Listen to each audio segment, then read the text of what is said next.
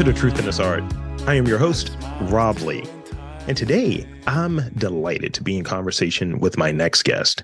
They are the director at the Baltimore Museum of Art and the first person of color to lead the museum. Please welcome Dr. Asma Naeem. Welcome to the podcast. Thank you, Rob. It's such a pleasure to be with you today. It's a pleasure to have you on. It's always great. I gotta say this because I've been wearing glasses, right, since I was 3. So when I'm talking to another person wearing glasses for the interview, it's like we both dressed up for this. It's like that, Oh my goodness. I have to tell you, I only became a glasses wearer recently. It's something about getting older, I guess, that I'm getting used to. So I can only imagine what your life has been like wearing glasses since you were little, because they get, you constantly have to clean them. And then when you go outside and the weather's funky, they get cloudy. So I'm new to this whole thing, but I'm digging it so far. Yes. And one of the things that came up as we get into this like hot glasses talk, I remember like in the beginning of sort of the pandemic and everything, you're wearing the masks and you have that other element of I can't see anything because of the fog. And I was talking with a guy. I was recently in New Orleans, and we were talking a little bit about you came on. I was talking with just somebody at a po' boy shop, which feels really gimmicky, right? And we were talking about having giant heads, and I was like, "It's hard to buy glasses, bro." And he's like, "I know, right?" So we're just bonding over that, eating po' boys. So I don't know, real life. So before we get into the main chunk of and the main themes of today's conversation, I want to open it up to give you the space to share a bit of your background and maybe some of those like early experiences with art and maybe a vivid memory that pops up as it relates to art and creativity. I know that's a lot there, and I'm definitely open to like cutting that down into segments, but I want to at least start off there. Sure. I'll start with the simple stuff, Rob. My parents are from India, but they migrated to Pakistan. I was born in Karachi, Pakistan. I migrated here with my parents in 1971. I was 2 years old. I came straight to Baltimore City. My mom had a job in the city. Yep. And we lived here for a number of years and then eventually moved out to Towson, where I grew up in Campus Hills behind Goucher College. And I went to public schools, graduated from Loch Raven High School. And I would say that it was in high school where I started to really see the possibilities that being an artist could offer. I was one of those students who would have my artworks displayed in my art classes and at other places. I loved photography. I loved drawing. I had a sketchbook that I still have to this day where I would just draw hands over and over again. I also loved just looking. I loved looking at things, and I loved seeing patterns or thinking about color.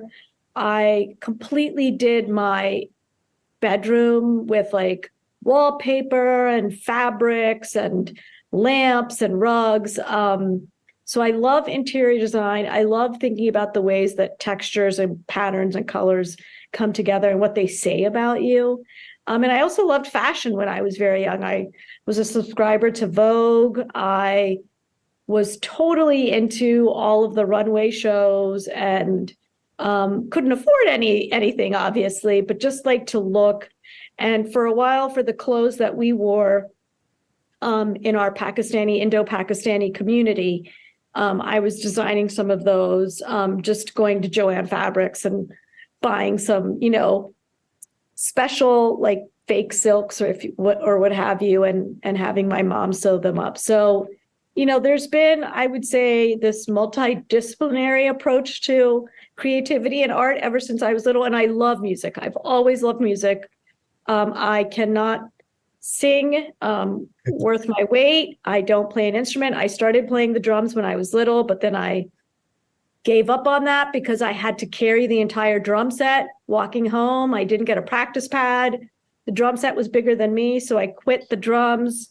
So yeah, anyway, as you can tell, I like a lot of different kinds of arts and art making, and I was never really that great at any of them. And so, as most art historians and curators will tell you, they're failed artists. I am a total failed artist. Thank you. That's a great introduction. um, so I like that you definitely keyed in on all the sort of like, they have like what's the secret word when you're going into it? What's the passcode or what have you? You did the Baltimore thing. You're like, I went to this high school. That is the thing. That's the thing in front of me. That is the thing. Hey, that is the thing. City And college. it totally. That's like the first question. It just situates you, and then people know where to put you, It's great. So I read that you practiced law for a while before switching careers and finishing your Ph.D. in American art. What was the sort of prompting or what led up to that decision to switch paths? Well, I guess, I should say that for people who are coming from the subcontinent, there's this general idea that you're supposed to be one of three professions, and it's stereotypical, it's not right, but it does kind of exist on some kind of cellular level in all of our minds, growing up as Indian or Pakistani kids. And the three professions are being a doctor, an engineer, or a lawyer. And I would say that, artistic occupations weren't considered an option because most of us were coming from families that were lower class or middle class, and were looking for a way up and out. And that was a guaranteed successful path, one of those three professions. So even though I loved art, even though I loved writing and reading and these kinds of things, it became quickly apparent. And my mom said to me, by the way, my mom is a physician. She said, well, we knew you weren't going to go into medicine because you told us you hated the sight of blood. And I'm like, I don't remember that, Mom, but okay. So anyway, I went to Johns Hopkins University, which is known for its pre-med program, right? But I didn't major in the sciences. I majored first in English and then switched to political science. I have been always super interested in justice and fairness and the politics. I would read over my uncle's shoulder, who would come and visit us. He would always have a copy of the International Herald Tribune, which was like the international version of the New York Times.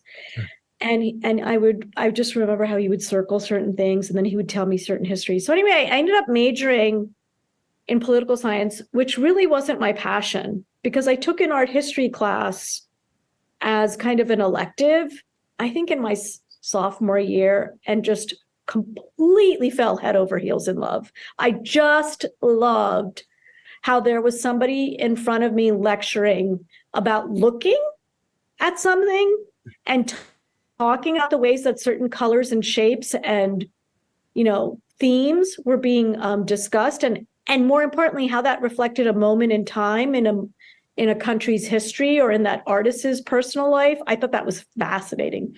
So I ended up double majoring in art history and political science. And I was like really interested in pursuing an art historical career, but none of my family had that in their trajectory. So I didn't know what to do with it. I had some professors at Hopkins who were really encouraging, Yvan Labois, who was from France, and then Charles Dempsey. But I didn't know what to make of it. And I did have an aunt who was a lawyer in Singapore.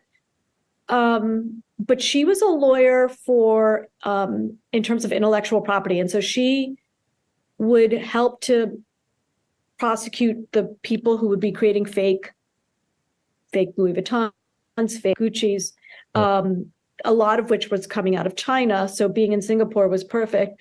I went to work for her for about a year before I went to law school. And it seemed like a good option in terms of just having a set career path. But my first year summer, those of your listeners who know about law school know that your first year summer job is kind of important. My first year summer job was back in Baltimore City. I went to Temple Law School in Philadelphia, by the way. Go Temple. And when I was back here for my summer job in Baltimore, I worked as a public servant. I worked in the Baltimore City State's Attorney's office in the homicide division. Wow. I wanted to help victims of crime. I wanted to, help to achieve justice or to heal, if you will. Yeah. That was my naive thinking at the time.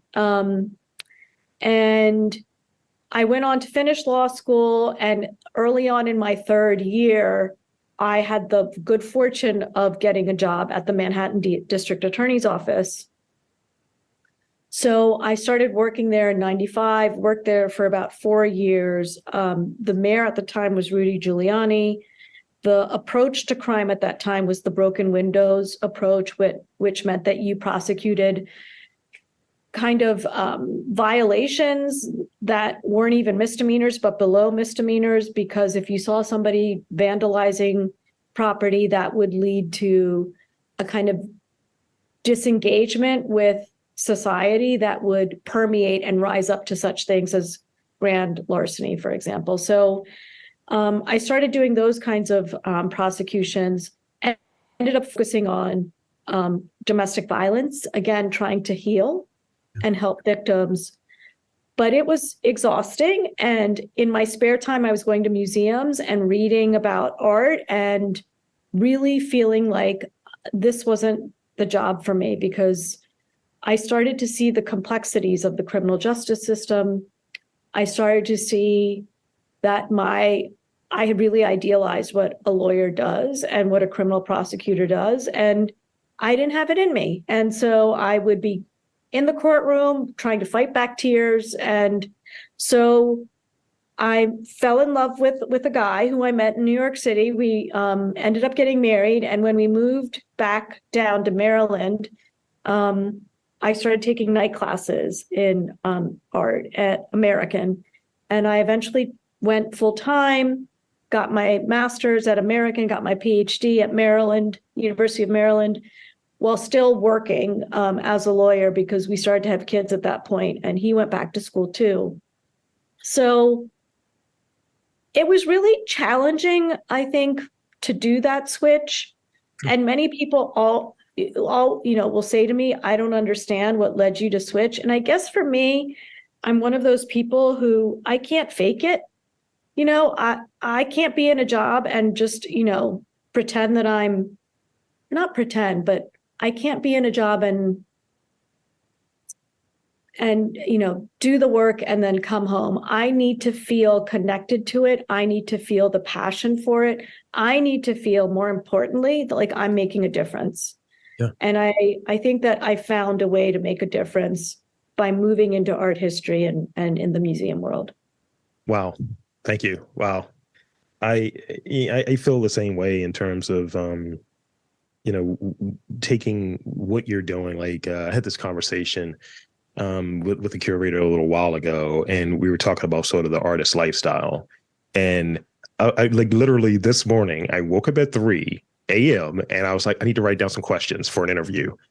So it doesn't really turn off. It's always just something that's of interest. So always having a notepad. So always having just, I got an idea. Who do I want to talk to? It's no like 9 to 5 sort of thing. And it's like passion that drives it. And almost similarly, I was leaving out of like high school city, and leaving out of high school and trying to figure out like what I wanted to do. I was one of those kids that would have the duffel bag with the sodas in them, like undercutting the school cafeteria or whatever.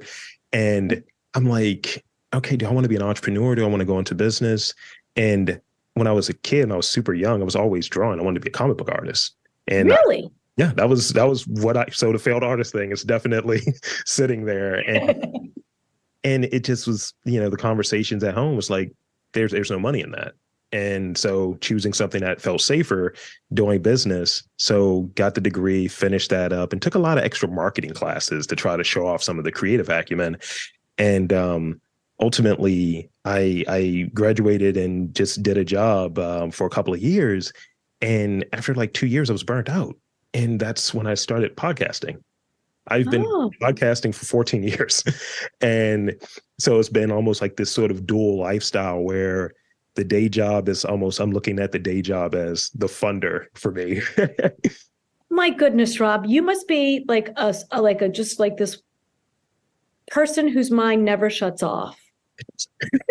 And I have a data job too. So that's the thing. That's so Oh my God, I'm exhausted just thinking about it. it's always going. It's like that hamster wheel. The hamster is in really good shape. Um, so in that vein of jobs, what was Yeah. your first quote unquote art job? Huh. Oh, you know what my first quote unquote art job was? Um, so there's this deal that when you're at certain schools, when you're getting a master's and you're enrolled full time, they will pay for your degree, and they will give you like an opportunity to either work as a teaching assistant or work in the department. So my first art job was at American University, sitting in their slide labs. And I don't know if your listeners know what I'm talking about, but back in the day, art history classes had a slide projector, and every work of art was on a slide, a little piece of negative that had a casing that you would pop into the slide projector, and you would click a button. It would make this very satisfying noise as it would click to the next slide. But so I was in the slide library at American University's art history department, kind of like reviewing all of the slides to make sure they were in the right condition. And sometimes even, being all technologically sophisticated and digitizing these slides so that as we moved into, the computer era, this was like 2002, 2003. That's what I was doing. So it was really not glamorous at all. See, and that's the funny thing about it. I like to start off there. What was the sort of first like entrance, and then now like where are we at now? So Yeah. let's talk about the current role or what have you. And in there, if you could answer this within sort of like your piece about like the current role that you're in. What does it mean to be, the museum's first person of color to lead Baltimore's preeminent like art museum, and it's more than 109-year history, right? Oh my God, Rob, you even saying it, but I think it's your beautiful voice and the way that you emphasize certain things. It's very moving to hear, very powerful to hear. I feel a great sense of responsibility to all of my fellow brothers and sisters, everybody who's out there who has felt marginalized, who has felt invisible, who feels like this museum is not for them. I feel like it is my duty to make them feel welcome. Museums for too long have been the product of those in power and those who have had wealth, who are primarily white men. And the ways in which museums have been a way to kind of announce a kind of exceptionalism or a kind of supremacy, whether it's just, we have the best collection in all of Maryland as the Baltimore Museum of Art, or we are, as good as our counterparts in Europe in terms of the art that we have. That kind of desire to show excellence is a little bit, I think, I shouldn't say a little bit, but is being questioned greatly right now. And what is the true goal of creating a museum, of having a museum exist? And so the way I see it, as being somebody who comes from a background that isn't normally represented in art history, and I will also say this, who's worked in public service and in urban communities for all of my life, I feel a huge sense of debt to what I've learned along the way. And I got to pay it back, So there is a way, I think, that we can do the work that we've been doing. We can continue to show artistic excellence. We can continue to talk about the most gorgeous works that we have from the folks like the Cohn sisters, meaning Henri Matisse and many others. At the same time, we have so many other stories we need to be telling. There's so many artists who have been toiling away in, without any recognition that it's time. That's great. That's wonderful, and definitely echoes back to one of the things you touched on earlier, and one of the things that came up many times in the research. Because a little internet stalking, a little research. The fairness. That's important. That's big, and it's. I'm always like on my soapbox. It makes me a lot taller. I'm 6'4" for context, right? So I'm always on top of the soapbox. So I look even larger. And it's just like, where's the fairness? Why can't these people get an opportunity? Why can't these people? And it's great to hear that that's just at the forefront for you and the role that you're in. It's just great to hear. Oh my goodness, that makes me feel so happy that you get that. And I'm not saying that other people don't get fairness, but to me, it activates me on every single level throughout my day. I'm just constantly looking at things and thinking, well, that person wasn't treated fairly, So I'm so glad that you bring that up, because that notion may seem like it isn't germane to what we're talking about, but it's absolutely relevant. So I got to ask, let's talk about the culture a little bit.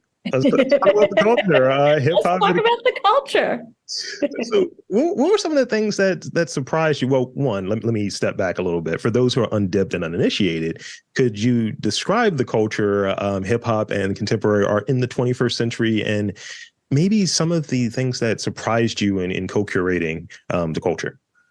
Sure thing. So we have here at the Baltimore Museum of Art an exhibition that's open that's called The Culture, Hip Hop and Contemporary Art in the 21st Century. And basically what it's looking at is not the history of hip hop and not the history of contemporary art, but the intersection of hip hop and contemporary art. So where the two meet in the most unexpected and sometimes expected ways. and since the 21st century, so from 2000 to now, the show is really grounded in the fact that this is the 50th anniversary of hip hop. So 1973, in the Bronx, DJ Kool Herc and his sister Cindy, who are of Jamaican descent, decided to have a back to school party, and the four pillars of hip hop were born. Boom. You had an MC, you had a DJ, you had breakdancing and graffiti, and it really became this jubilant and radical form of expression in the early 70s throughout New York City that started to just have these tentacles that have now become global and have become a multi-billion dollar enterprise in so many aspects of our lives that we don't even recognize. I'm talking, it's permeated fast food, it's permeated streetwear, but it's permeated haute couture, high fashion, it's permeated the art world, it's permeated, how we think about music and how we think about representation and how we think about identity. It's become a minor. It's now a minor field of study at Howard University. The Peabody Conservatory of Music, one of the best conservatories in the country, has appointed its first professor of hip hop, Wendell Patrick. This has become a phenomenon unlike any other musical genre, I would say. And so what we were trying to do in this exhibition is consider the ways in which, whether you know hip hop or whether you don't know hip hop, you can see the permutations of the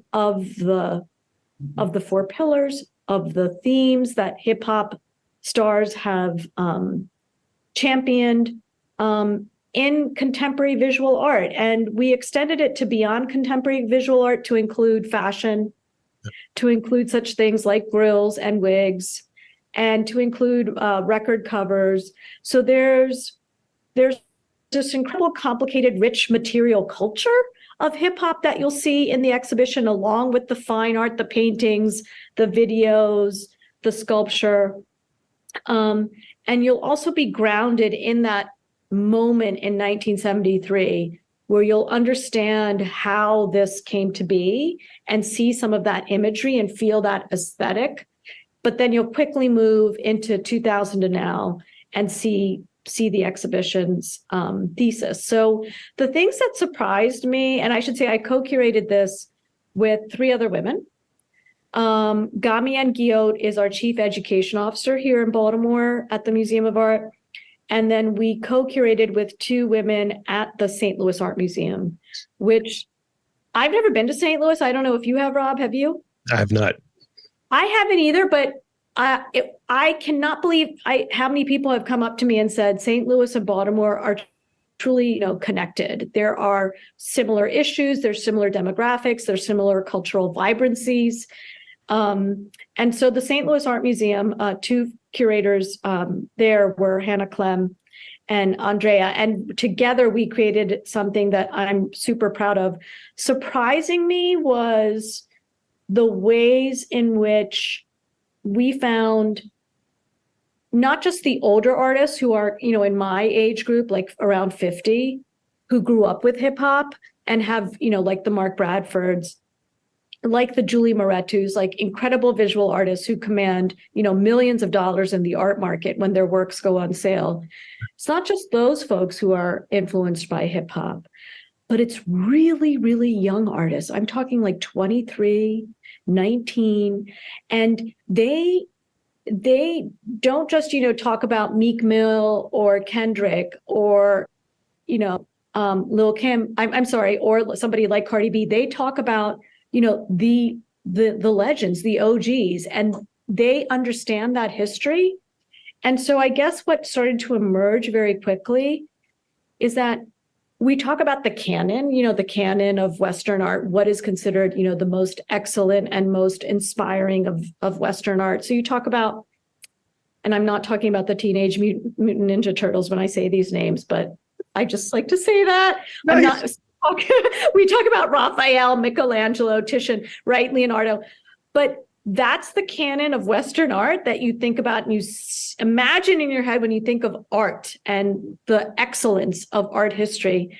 What was surprising to us as we began this research, for many years, was that there's a canon of hip hop that has shaped so many kinds of makers and creatives for decades that a lot of folks don't recognize. And so in my essay in the catalog, I take the video, for example, Ape Shit by the Carters, Jay-Z and Beyonce in the Louvre, how they're in front of the Mona Lisa, and even the clothes and the jewels that they're wearing, that's referencing 50 years of hip hop. That's referencing Dapper Dan. That's referencing Misa Hilton and June Ambrose. That's referencing these stylists who have been since back in the day creating outfits that no, fashion house would support at the time. So they just made do with what they had on hand.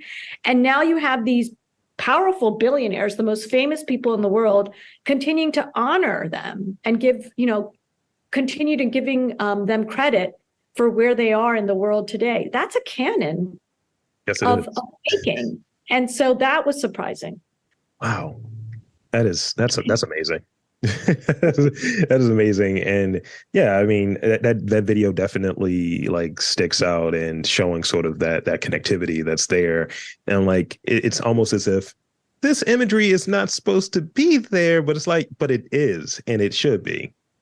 Oh my God, Rob, I'm so glad you said that. I had another podcast where this, the journalist was asking a similar question. Like, it's so beautiful to watch that video. It's just so lush and moving, but at the same time, there's something jarring, and that's purposeful on their part.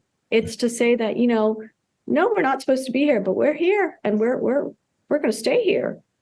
100%. So when it comes to, so let me get some of the numbers here, right? So what was the sort of like, from the infancy standpoint of like, we're absolutely going to have this. Obviously, we know that, 50th anniversary. So, was it like, all right, we know a year out, we know 2 years out, or what have you, that this is at least a consideration for, we're going to do the culture, we're going to do, it may have been named something else beforehand, what have you, we're going to do this. And even the number of 90 works is what I see in here. So a little bit about that and maybe the curatorial process. Sure thing. So basically what the curatorial process is, a lot of research, a lot of just grabbing whatever you see that you think fits the theme that you've created in a very loose way in your head, and starting to organize it into one place. Into I think it's, you talk about getting up at 3 a.m. or 4 a.m., whatever you said about, and then writing down your notes. We had to start putting it down somewhere.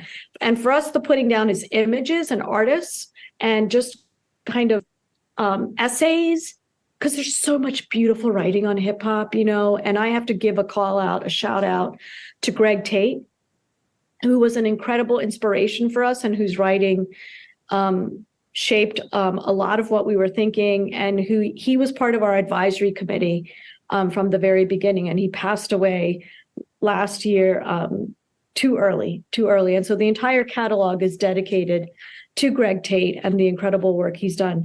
But so I would say that the process is starting to put everything down, organizing the images, and then starting to read so that you understand how scholars have assessed the history of hip hop and what has been important to them as key themes that are emerging in hip hop.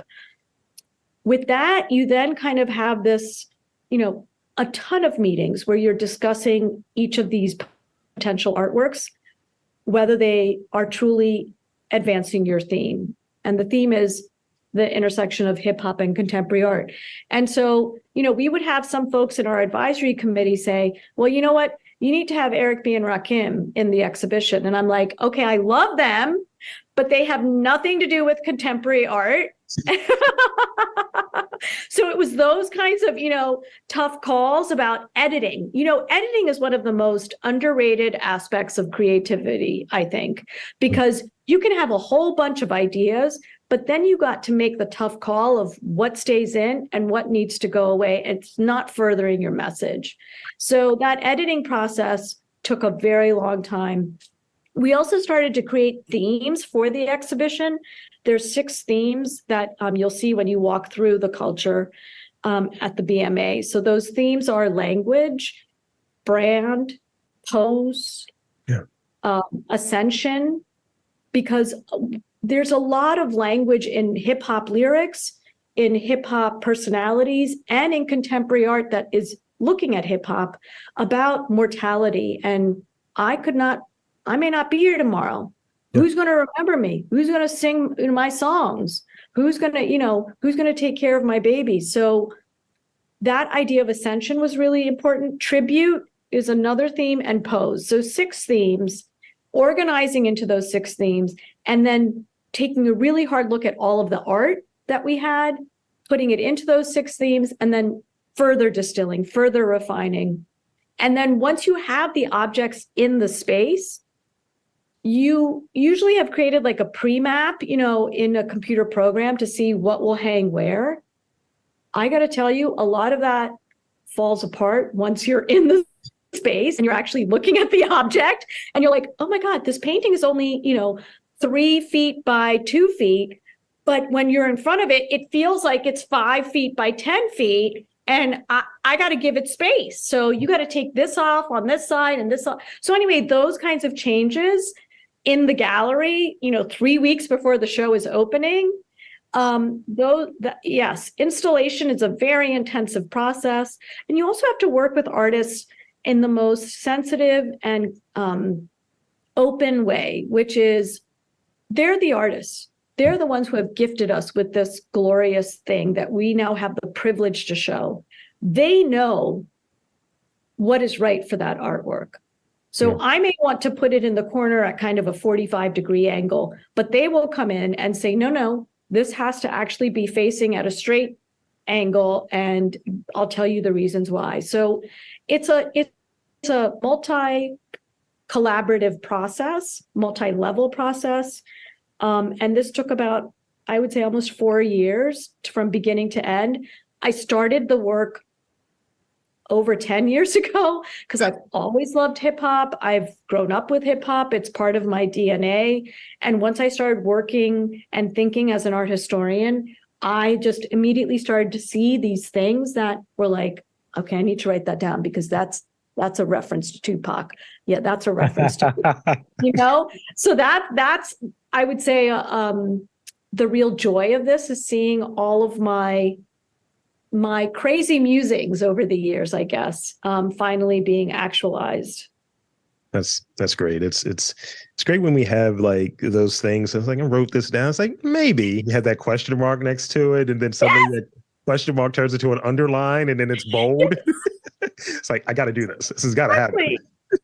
exactly. You totally get it. Absolutely.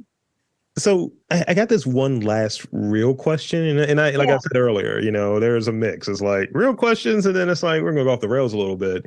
So throughout the course of this conversation and sharing like history and background, you've been working to dissolve like old museum conventions that feel rarefied, right? It's just like, I'm not supposed to be here. That's kind of what it is. But I'm always going there. I was like, I'm gonna take up space.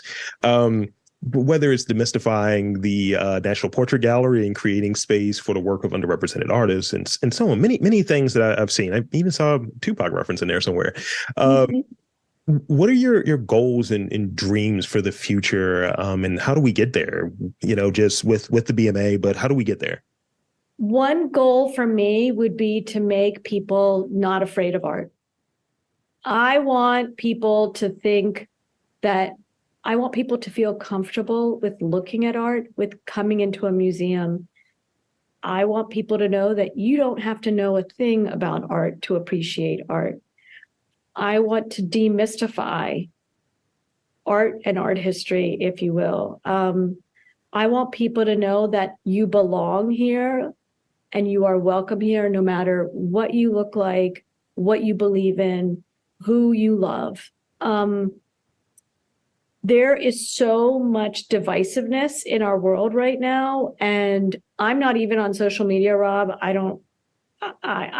If I start to look at it, my head starts to hurt because of the pain that I see that so many folks are going through with the responses and the DMs, if you will. And so I want to create a place of refuge, contemplation, of reflection, where you feel protected and safe.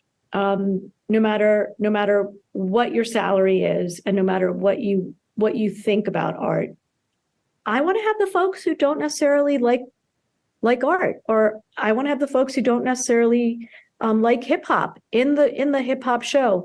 To me, there's beauty in having the dissonances, the difference of opinion existing respectfully, but existing with one another. I think that there is a great advantage and a great sense of growth that we could all have if we took some time to listen to folks with different opinions than us. So I know this sounds like, how does a museum become that space? But I believe the museum is the only space left, frankly, where we can have these kinds of conversations, because it's certainly not happening in our legislative buildings. And it's not happening, I think, in a respectful way in journalism as much as it could be. Yeah. I think we're all playing, I think we're all following folks who are kind of playing our own tune that we want to hear, and we're in an echo chamber. So I hope that one day we can get there. And I know that there's so many incredible staff here that believe in this vision. So I'm confident we will get there. Thank you. That's great. And you're spot on, just 100% there when it comes to sort of the echo chamber. And just, I talk about on occasion, just, I'd rather hear the full thing, someone that disagrees with me or someone I have maybe a difference in opinion. And it's like, oh, okay, maybe I can learn something, have a better understanding, versus somehow they're cut off, canceled, whatever the terminology might be. And then now they feel like they're a martyr for whatever their cause is, and people that are behind it. It's like, I want to hear the full thing so I can understand it and then respond. In many ways, that's one of the reasons behind this podcast. Someone said something that I thought was stupid, and I was like, I'm going to disprove it through interviews with people who are doing good stuff to better this community and communities like it. And I got to say, huge props to you, Rob. This is somewhat a profession that is an unsung hero for so many. But you're doing the hard work. It's it's opening minds, even though you may not see it. And I can tell you that your disposition and your approach is having I think, a real effect for all of us in this community. I thank you. That's really great. That's great. That actually made my day. It was a weird day today. That made my day. So thank you for that. Of course, of course. So now, with all of the goodwill, right, that we've established, it had to get really, really odd and strange. I got 5 rapid fire questions for you, and Okay. I think there's similar air sign vibes here. You might be an Aquarius. I'm not quite sure. I always have I'm a Libra. I'm a Libra. Okay, still an air sign. Okay, we're good. We're good. I was wondering. I'm an Aquarius. I was wondering. So here's the first one. What was the first record you owned? Oh my God. I actually now hate this. I'm sorry. I shouldn't say that. It's no longer my favorite, but it was Billy Joel Glass Houses. Wow. Wow. I was on Canal Street, New York City, and my parents gave me like $20 and I was all excited and I didn't have much time, and there you go. Because I have a tie. It's so corny. I bought with my own money, Lynn, You Can't Stop the Bum Rush, which had that song Still My Sunshine. And I bought them simultaneously. So they're both. This just really shows you my personality, right? It's that and Beanie Siegel's like Maybe the Reason or something. I was like, oh my God. Hardcore Philly rapper. And then this like bubblegum pop from Canada. It's a very weird combo. So yeah, there you go. Those are all fun though. A lot funner than mine. Because you mentioned it early on as an interest. What is your favorite color or pattern? With the fashion. Yeah. I love the color purple. And I also love the book, The Color Purple by Alice Walker. No, I love the color purple. I have always been a Prince fan.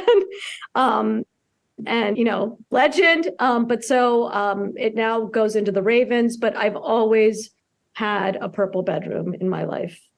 That's great. That's great. And you didn't do the artist thing too, because I'll ask them, what's your favorite? And it's like, here's my 3. It was like, I said 1. I said 1. I said color, not with S. That's great. And it's royalty. It's royalty. Yeah. It is. What was the last book you read? Oh my God. I have to tell you that right now I have like 6 on my nightstand. I used to be this like, I can't read another book till I finish one book. It was just like this very rigid way of thinking. And now I'm like in this mode where I'm like, I'll do a little bit of this and then I'll turn over to this. I'm reading a lot about the history of technology and the ways in which race and technology intersect, believe it or not. And I cannot remember the book's title off the top of my head. That's one book. I'm reading a book on giving feedback. Yeah. Something that I'm really interested in to strengthen our work culture here. I'm reading another book. I can't remember any author's name right now, which is really unlike me, but Wolf Hall was the first book. Oh my God, her name is on the tip of my tongue. So I'm reading the second book for that. I think I've given you now like 3 different directions. So I'm like totally non-systematic, but I love to read. Yeah, I'm definitely an audiobook guy.